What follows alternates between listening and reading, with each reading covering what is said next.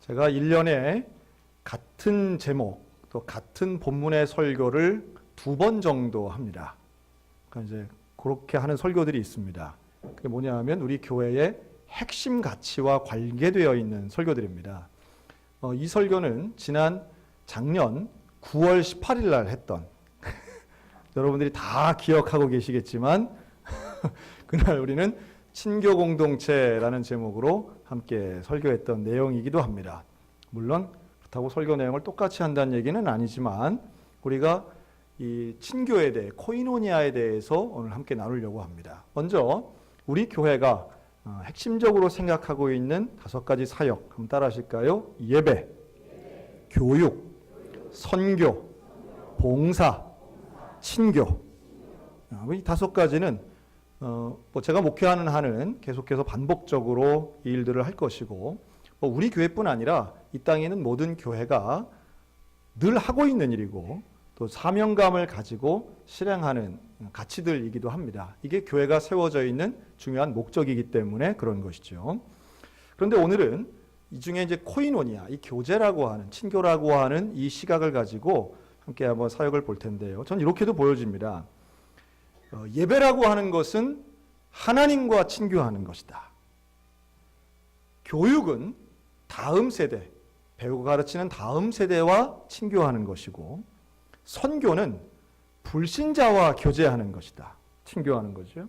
봉사는 나의 도움이 필요한 약한 자와 코이노니아 하는 것이 바로 봉사다.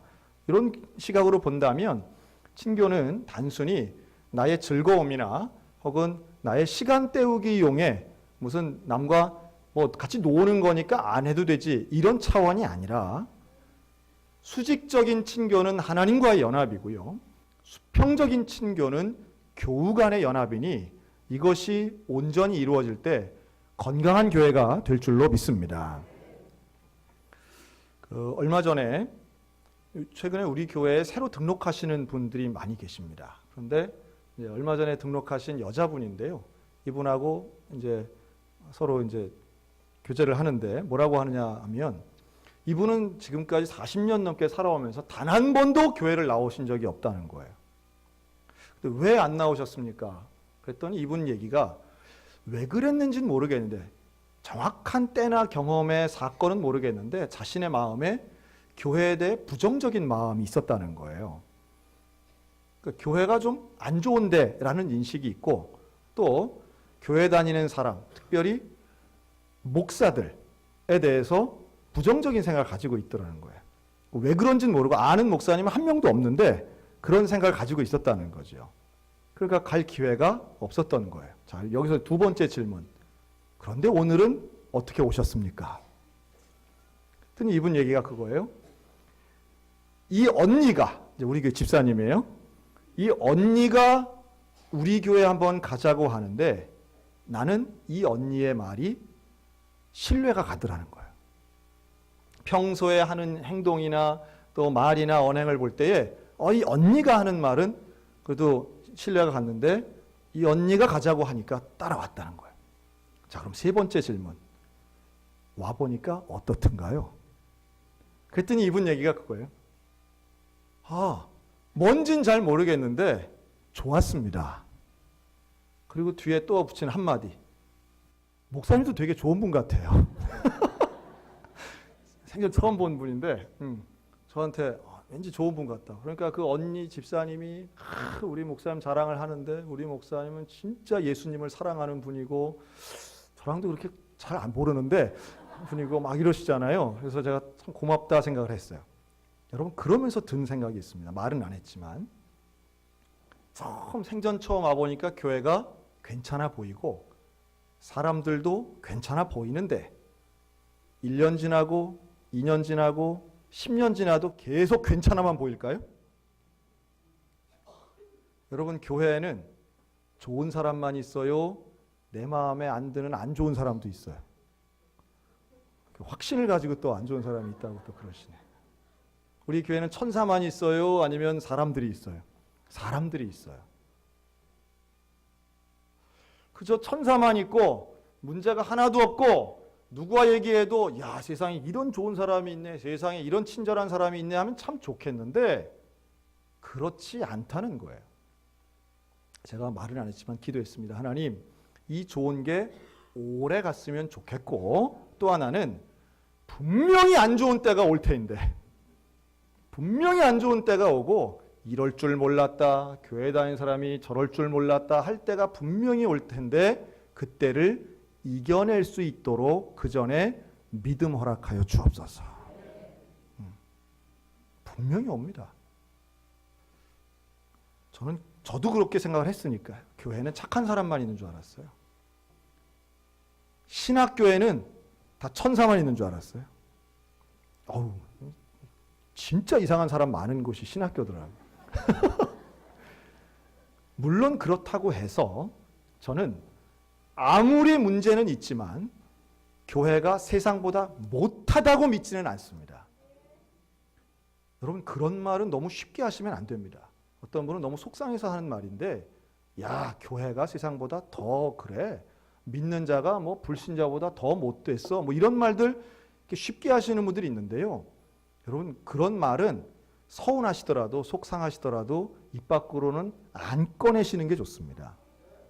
여러분, 아무리 문제가 있어도 교회는 하나님의 방주인 것을 믿으시기 바랍니다.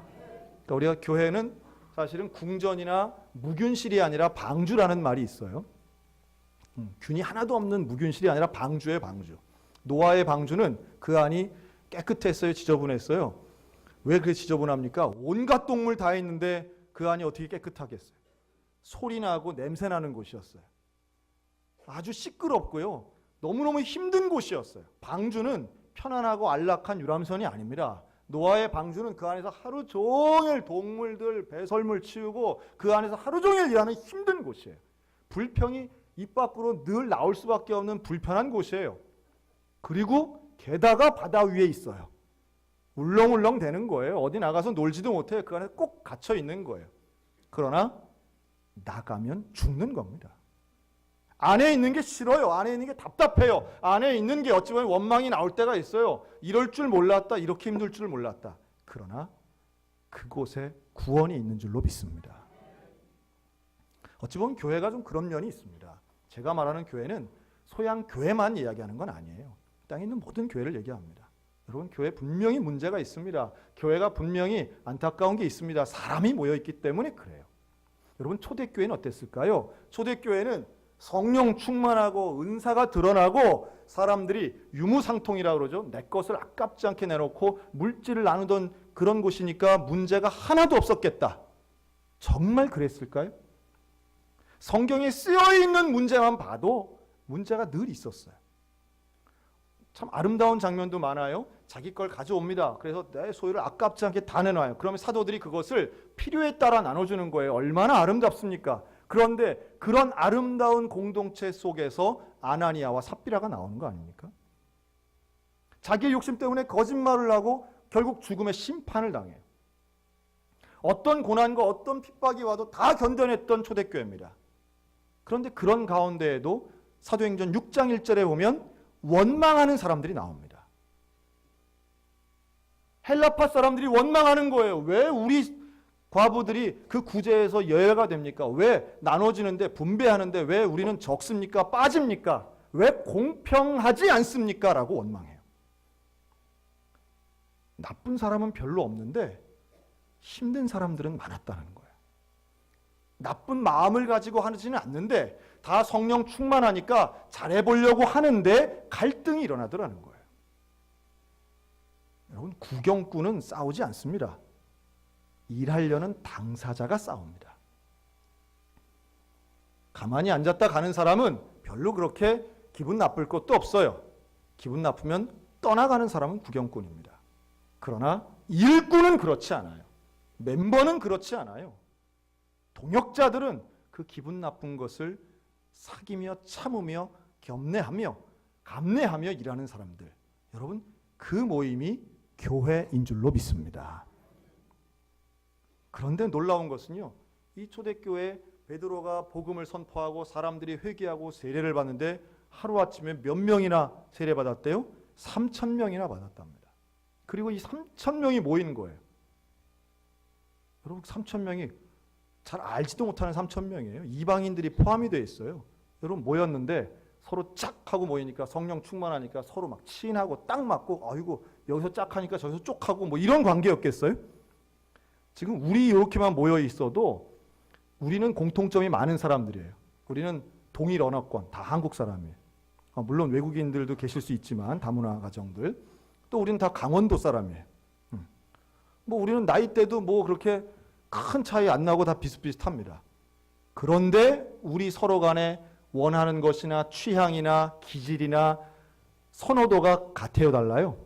달라요. 너무 달라요. 얼마나 다르냐 하면 나는 농담으로 한 얘기인데 저 사람은 무례하게 들을 수 있고요. 나는 배려해서 한 행동인데 상대방은 그거 야, 날 무시하는 거 아니야? 이렇게 볼 수 있다는 거예요. 그런 일들은 수시로 일어납니다. 그런 일들은 언제나 일어날 수 있습니다.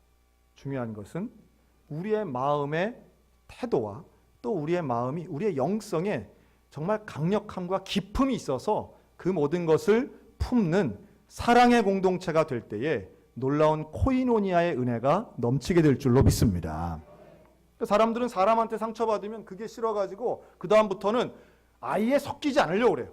말을 하지 않으려고 그러고 교제하지 않으려고 아주 결단들을 하지요. 그러나 성경은 우리에게 그 사람 때문에 어려운 것, 사람 때문에 관계 때문에 힘든 것, 그것을 감당해야 된다고 말씀합니다. 왜냐하면 여러분 진짜 행복이 어디에 숨어 있다고요? 관계 속에 숨어 있기 때문에 그렇습니다. 관계 속에 숨어 있어요. 제가 작년 9월 설교할 때 뭐라고 그랬냐면 우리나라에 혼밥 문화 많다고 그랬습니다. 혼밥 문화. 혼밥 문화가 뭐예요? 자기 편한 거잖아요. 남과 함께해서 불편한 게 싫기 때문에 내가 편하려고 혼자 밥 먹는 게 혼밥 아니겠어요? 물론 바쁘기도 하겠지만. 그러나 긴 시간 속에 진짜 진리의 눈으로 본다면 내가 편하다고 해서 다 행복해지는 게 아니라는 거예요. 진짜 좋은 것, 진짜 행복, 진짜 기쁨은 관계 속에 있는 거예요. 하나님과의 관계, 사람과의 관계 속에 능력과 은혜와 기쁨과 행복이 있는 것을 믿으시기 바랍니다. 그래서 어떤 사람은 무자식이 상팔자라고도 하지만 그러나 찌그덕대도 가족 안에서 진짜 기쁨과 행복을 누리지 않습니까? 우리가 좀 힘들어도 그거를 품는 것이 유익하고 하나님이 원하시는 일이라는 것을 우리가 알아야 돼요. 초대교회도 바로 이런 문제들이 있었던 거죠. 그런데 여기에 대해 하나님이 제공하시는 가르쳐 주시는 해법이 무엇인가? 이게 오늘 본문이에요. 첫째로 이들의 코이노니아는 무엇 가지고 했는가? 한번 따라 하실까요? 예배로 교제하자. 예배를 통한 교제가 있었다는 거죠. 사도의 가르침을 따라 사도의 가르침을 받아 서로 교제했다 그랬습니다. 사도가 가르치는데 그 가르침을 받으며 교제했다는 거예요. 여러분 우리는 서로 취미가 같아서 모인 사람들이 아닙니다. 서로 무슨 동호회로 모인 게 아니라 교회는 동호회가 아니죠.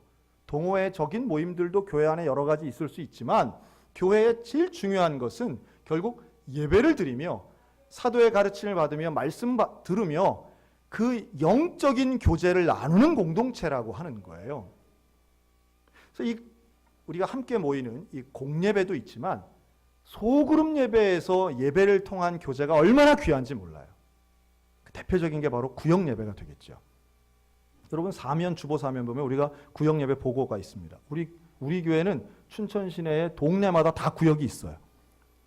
근데 구역 예배 가면 어떤 기쁨이 있는가 하면 서로 간에 위하여 기도해주고 또 내 외로움과 아픔을 나누며 하나님의 사랑으로 품어주는 그런 아름다운 소그룹, 이게 구역 예배의 목적이고 본질입니다.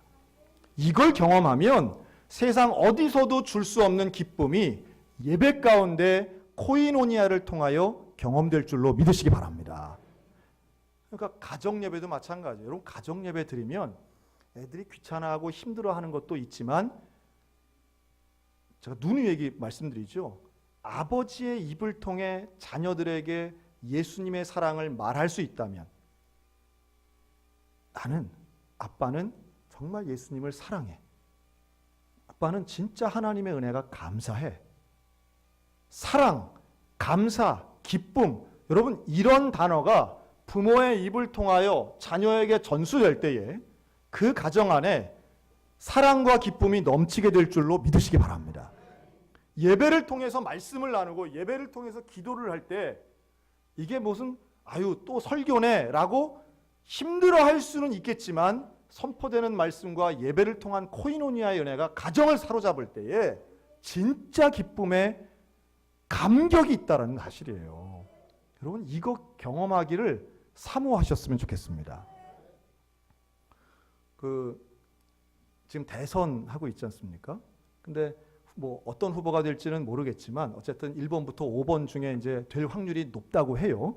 근데 대통령은 몇 명이 됩니까? 한 명만 되잖아요. 나머지는 어떻게 돼요? 떨어져요. 대통령이 안 돼요. 그러면 안 되는 그 떨어진 날부터 나머지 후보들은 다 실망하고 실족하여 공지천가를 혼자 쓸쓸히 걸을까요? 아니면 떨어졌지만 그래도 힘내는 사람이 있을까요?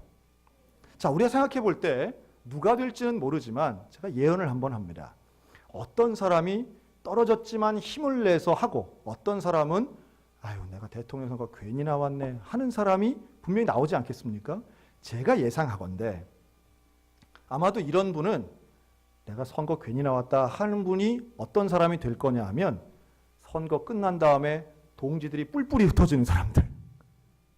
그렇죠? 해라 해놓고서는 다 흩어지고 내가 안 될 줄 알았어 그러면서 다 흩어지면 그 마음이 얼마나 힘들겠어요. 반면에 떨어졌지만 그래도 해봅시다. 우리 떠나지 않고 함께 모여 있다면 이건 또 얼마나 힘이 되겠냐는 거예요. 제가 무슨 특정 후보를 겨냥해서 얘기하는 건 절대 아닙니다. 전 모르겠어요.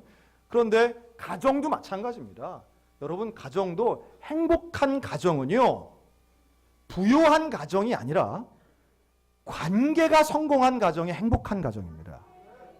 형제가 화목하고 부모 자녀 관계가 온전한 가정, 존경과 사랑이 넘치는 가정. 비록 돈이나 권력이나 사회적 지위가 없다 할지라도 물론 그럼 불편하겠죠. 힘들겠죠. 그렇더라도 가까이 있는 사람들과의 관계가 온전하면 그 공동체, 그 가정, 그 모임은 분명히 기쁨이 있다는 거예요. 그런데 아무리 많은 것을 소유했다 할지라도 관계가 어긋나면 불행감을 느낄 수밖에 없습니다. 그게 사람입니다. 하나님이 이 관계 속에다가 기쁨, 행복을 다 숨겨두신 거예요. 숨겨뒀다기보다 거기에다 두신 거예요. 그러니까 외로우면 행복하기가 참 힘들어요. 어떤 사람은 혼자 있어도 외롭지 않아요. 혼자 있어. 어떤 사람은 여러 명 안에 있어도 외로운 사람이 있습니다. 제가 간곡한 마음으로 권면합니다. 우리가 매주마다 이렇게 여럿이 모이는데 모인 이 가운데 외로움과 슬픔과 고독이 있기보다 내 옆에 있는 사람과 함께 코이노니아의 기쁨을 누리는 우리 소양교회가 되었으면 좋겠습니다. 자, 그래서요. 지금 왜 오늘 목사님 하필이면 오늘 코이노니아를 하지? 다 이유가 있습니다. 자, 지금 앉은 자리에서 이렇게 고개를 돌려보시기 바랍니다.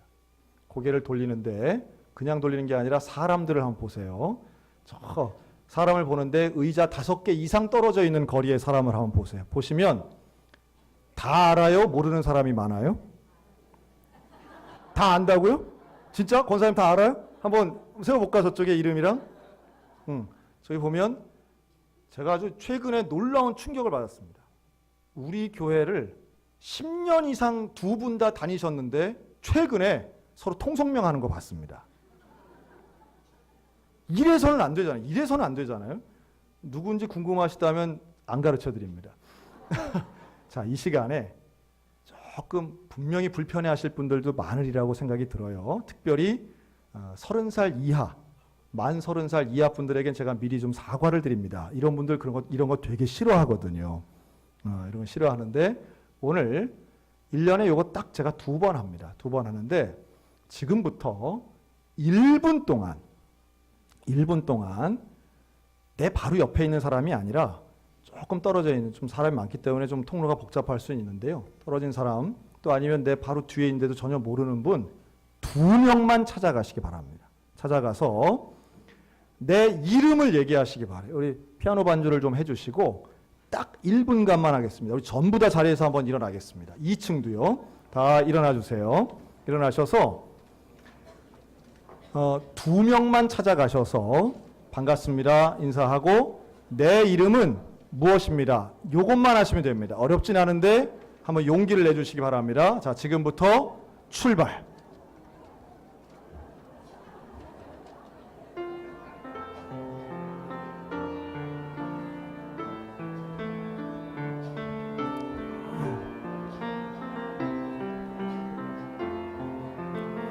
반갑습니다.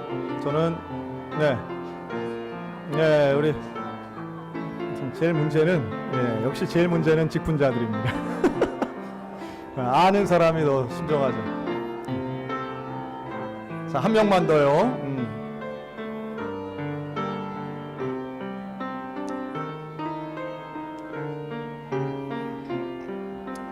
자, 이제 자리로 돌아오셔서 아유, 감사합니다. 네, 고맙습니다. 네. 야, 이게 오늘 일부 예배 때도 했거든요. 여러분, 우리 교회 7시에 예배가 있습니다. 주일 오전에. 그런데 일부 예배 오시는 분들은 또 7시에만 오세요. 제법 많이 오십니다. 요즘에 제일 많이 인원이 있는 게 2부 예배예요. 9시 예배에 많이 오시는데요. 그 2부 예배 때는 끝이 안 났고요. 2부 예배 때는 아주 무슨 시장 온 것 같았어요. 아주 얘기하고 할 말이 많으시더라고요. 1부 예배 때는 제 손을 붙잡고요. 한 분이 목사님 너무 고맙습니다 그러시더라고요. 제일 코이노니아가 안 되는 제일 바쁘신 분들이 사실 7시에 오시는 분들이거든요. 근데 너무 고맙습니다. 이렇게 서로 인사할 수 있게 해서 참 고맙습니다 그러시더라고요. 사람이 제일 적지만 사실은 전혀 몰라요. 9시 예배에 오시는 분이 11시 예배에 오시는 분 잘 모르고요. 11시 예배에 오시는 분이 7시 예배에 오시는 분 잘 모릅니다. 1교급 분이 4교급 분을 잘 모르시더라고요. 이럴 수 있나? 이럴 수 있지요. 이럴 수 있는데 뭔가 이래서는 안 되겠다는 생각이 들어요. 1층에 계신 분이 2층에 계신 분 잘 모를 수 있지 않겠나 하는 생각도 듭니다. 어떤 분은 나는 좀 몰라주면 고맙겠는데 하는 분이 계실 수도 있어요. 그렇죠? 나한텐 인사도 안 해주는 게 난 말 안 걸어주는 게 나를 돕는 길인데 아주 이런 분이 있을 수 있습니다. 하지만 하나님이 원하시는 정말 기쁨의 신앙생활, 우리는 그런 착각을 합니다. 교회 생활과 신앙 생활을 분리할 수 있다고 생각하시는 분들이 있는 것 같아요. 교회 생활은 나는 시간 없고 바쁘고 때로는 사람 만나고 부딪히는 게 싫으니까 나는 신앙 생활은 하겠지만 교회 생활은 난 빼주세요. 여러분, 성경 어디에도 교회가 시작된 이후에 하나님이 교회와 신앙을 따로 보신 적이 없어요. 너는 어디 가서 혼자 믿어라 이렇게 하시지 않아요. 건강한 신앙인은 반드시 건강한 교회 생활을 동반하게 됩니다. 교회 생활을 하기 싫다고 생각한다면 그것은 이미 내 신앙 생활에 뭔가 문제가 생긴 거예요.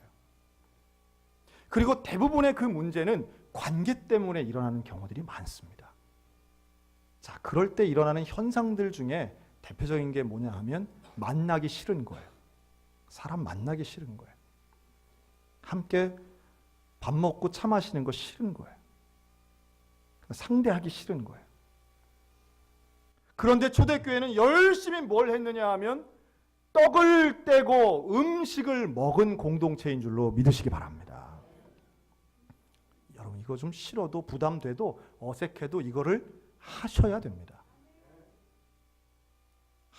만나서 할 얘기도 없는데 얘기하라는 게 아니라 코이노니아를 감당하시라는 거예요. 그래야 코이노니아를 해야 누가 얼마나 필요한지, 어떤 문제가 있는지, 내가 도와줄 것이 무엇인지 사랑이 오고 가는 것이고, 하나님이 원하시는 서로 사랑하는 공동체가 되는 것이지, 나는 너 간섭 안 하고 너도 나 피해 주지 않고 딱 줄치고 사는 것은 하나님이 원하시는 교회의 모습이 아니라고 하는 거예요. 그래서 건강한 교회는 밥 먹는 교회입니다. 떡을 떼는 교회예요. 떡을 떼며 교제하는 거죠. 그래서 제가 우리 교인들 다 같이, 우리 교회 식당이 좀 작아요. 우리 교인들 다 들어갈 수가 없습니다. 그래서 이번에 우리 다 같이 한번 밥 한번 먹으려고 시간을 정했습니다. 우리 온 교우가 1부, 2부, 3부 또 우리 주일학교, 어린이교회, 청소년교회 다 모여서 밥을 먹으려고 이번에 날짜, 시간, 장소를 정했는데 한번 따라 하실까요? 5월 3일 수요일. 옆 사람 보고 춘천중학교입니다. 네. 춘천중학교, 저도 가본 적은 없어요. 그런데 춘천중학교에서 우리 다 같이 모여서 밥 먹는 거예요. 뭐 누가 뭐 운동 잘하나 이거 대회하는 것도 아니고요. 뭐 누구 추리닝이 멋있나 이거 자랑하는 것도 아닙니다. 다 같이 모여서 코이노니아 하는 자리가 되기를 소원합니다. 아, 세상 이분이 우리 교회 다니셨나? 야, 이분도 계셨나? 이런 말씀과 이런 교제들이 많았으면 좋겠어요. 물론 하루 한 번, 뭐 1년에 한 번 본다고 밥 한 끼 먹는다고 금방 뭐 가족처럼 친해질 리가 있느냐? 그럴 리는 없겠지요. 그러나 제가 분명히 믿는데 5월 3일 날 하나님의 은혜가 지금까지 경험해보지 못한 새로운 방법으로 꼭 예배나 찬양이나 부흥회나 기도회뿐 아니라 하나님이 코이노니아를 통해서도 임하신다는 것을 경험하는 복된 순간이 올 줄로 믿습니다. 왜냐하면 그걸 약속하셨기 때문이에요. 사도신경에 우리가 뭐라고 고백합니까? 거룩한 공교회와 성도의 뭘 믿어요? 교제를 믿는다고 우리는 고백하잖아요. 성도의 교제는 선택이 아니에요. 아유, 나는 바쁘니까, 아유, 나는 뭐 그런 거 아니고 나는 성경 공부면 좋겠는데 나는 뭐 예배는 드리지만 나는 교제는 안 합니다. 이럴 성격의 것이 아니라는 거예요.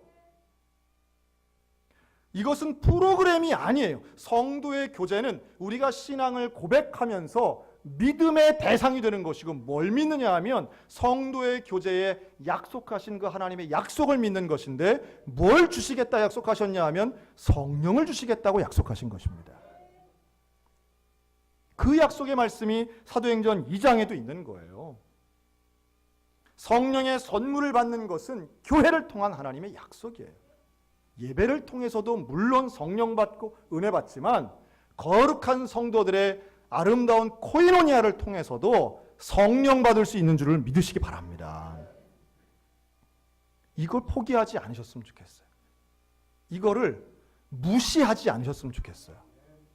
성도의 교제가 그냥 무슨 저 비즈니스 사회에 있는 그런 뭐 밥 한 끼 먹자, 뭐 동창들하고 전화하면서 밥 한 끼 먹지, 이런 것으로 우리가 생각한다면 우리는 사도신경에 대해 오해하고 있는 것입니다. 성도 간의 교제는 반드시 해야 할 일임과 동시에 우리를 치유하고 우리를 고쳐주시고 우리 가운데 은혜를 주시는 하나님의 역사가 임하는 거룩한 장이라고 하는 사실이에요. 그럼에도 불구하고 우리의 마음에 근데 목사님 진짜 근데 참 힘든 사람이 있어요. 그럴 수 있잖아요. 교회 생활 하다 보면 그런 사람이 있습니다. 관계를 가지고 교제를 하다 보면 너무도 다른 사람 앞에 참 힘들 때가 있습니다. 시편 1편에 보면 악인을 멀리하라고 나옵니다. 악인과 한 자리에 있지 않고 멀리라. 그러나 성경이 또 하나 원수는 어떻게 하래요? 사랑하랍니다. 근데 원수는 되게 가까이 있어요? 멀리 있어요? 신기한 일이죠. 그리고 또 하나, 여러분 원수는 처음부터 원수였어요? 처음에는 괜찮은 사람이었어요? 처음엔 다 괜찮은 사람이 어느 순간 원수가 되어 있잖아요. 관계가 깨지면 원수 되는 거예요. 또 이 순간 그래 자식이 왼수지 이러지 마시고, 뭐 무슨 배우자가 왼수지 이러지 마시고, 근데 원수를 사랑하라고 하는 말은 다른 말로 하면 관계를 회복하라고 하는 말씀이죠. 근데 이러기가 사실 쉽지 않아요. 왜냐하면 우리는 감정의 동물이기 때문에. 동물이라기보단 감정이 너무 우리를 다스리고 있는 상황들이 많으니까 그렇죠. 어떤 분은 아예 극단적으로 그렇게 얘기하더라고요. 기분 나쁘면 천국도 안 간대요. 에이 안 가 하고 집어치울 때는 천국도 안 간대. 그러니까 우리가 감정이 올라오면 되게 힘들어요. 사실은 머리로는 알겠는데 감정이 올라오기 시작하면 그 사람 보면 훅 올라오고 그 순간 생각하면 다른 생각이 안 들 때가 있어요. 그래서 이 코이노니아를 유지하려면 당연히 예배로도 교제하고 떡으로도 교제해야 되지만 한번 따라 하실까요? 오로지 기도하기를 힘쓰니라. 아멘. 이게 바로 초대교회의 교제의 방법이었어요. 사도의 가르침을 받아 교제하고 떡을 떼고 교제하면서도 기도를 쉬지 않는 거죠. 그리고 그 기도라고 하는 것은 결국 하나님을 볼 수 있는 영적인 눈을 키우는 것이고 내 마음의 지향점이 사람이 아닌 하나님을 향하여 있어야 되는 것입니다. 우리가 언제 서운해요? 나는 10개를 줬는데 저 사람한테는 하나밖에 못 받았어. 그러면 서운해요? 안 해요? 서운하지요. 하나라도 받으면 좋겠는데 마이너스 10으로 돌아온다. 그러면 얼마나 마음이 상해요. 내가 그렇게 열심히 해줬는데 내가 이러려고 구역장 됐나 자괴감이 든다 이럴 수 있잖아요. 내가 이러려고 이렇게 봉사하고 섬기나 이럴 수 있잖아요. 그런데요. 사랑하는 것은 사람을 사랑하지만 바라보는 것은 주님 바라보셨으면 좋겠습니다. 목사한테라고 왜 상처 못 받겠어요? 저는 그렇게 생각합니다. 설교를 들으면서 상처받으시는 분들이 있더라고요. 신방을 받으면서 상처받으시는 분들이 있다고 얘기를 하더라고요. 어떤 분은 상담을 받으면서도 아무도 나쁜 의도가 하나도 없는데도 서운하고 속상하고 상처받는 사람은 가정이나 교회나 어디나 늘 많이 있습니다. 저라고 다른 사람이 아닙니다.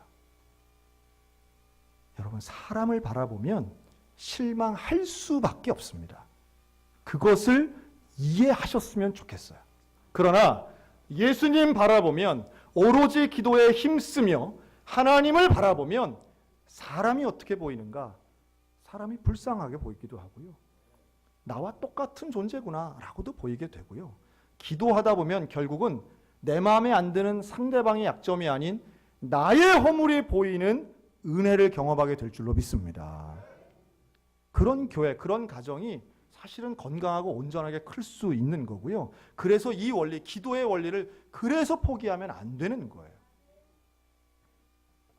세상의 사람들은 돈 얼마 때문에 그 친하던 관계가 다 깨져버리고 원수되는 게 금방이겠지만 여러분 혹여라도 우리 교회 안에서도 얼마든지 그런 일들이 있을 수 있다는 걸 기억하시고 우리 하나님 바라보는 기도에 힘쓰는 성도들 되셨으면 좋겠습니다. 그리고 우리 교회는 코이노니아의 은혜가 날마다 넘쳐서 온 백성에게 칭송을 받는 공동체, 하나님이 우리에게 주신 이 귀한 동역자들과 함께 예배드리며 주님의 이름을 높여드리는 거룩한 코이노니아의 은혜를 경험하는 우리 모두가 다 되시기를 주님의 이름으로 축복합니다. 아멘.